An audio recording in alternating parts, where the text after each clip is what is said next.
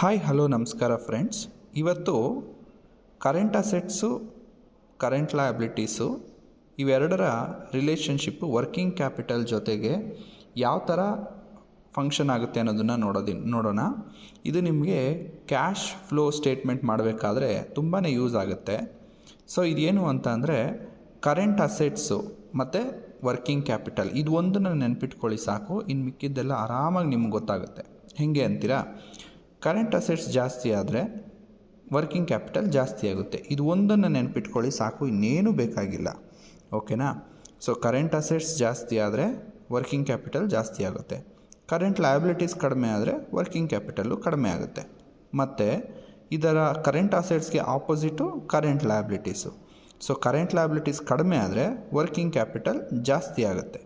Current liabilities ಜಾಸ್ತಿ ಆದರೆ working capital ಕಡಿಮೆ ಆಗುತ್ತೆ. ಸೊ ಇದಿಷ್ಟೇ ಟ್ರಿಕ್ಕು, ನೀವು ಏನು ಕನ್ಫ್ಯೂಸ್ ಮಾಡ್ಕೊಳ್ಳೋದು ಬೇಕಾಗಿಲ್ಲ. ಹೋಪ್ ದಿಸ್ ವಿಡಿಯೋ ನಿಮಗೆ ಹೆಲ್ಪ್ ಆಗಿದೆ ಅಂತ ಅನ್ಕೋತೀನಿ. ಹೆಲ್ಪ್ ಆಗಿದರೆ ಇದರ ಇನ್ಫಾರ್ಮೇಷನ್ನ ನಿಮ್ಮ ಫ್ರೆಂಡ್ಸ್ಗೂ ಎಲ್ಲರಿಗೂ ಶೇರ್ ಮಾಡಿ.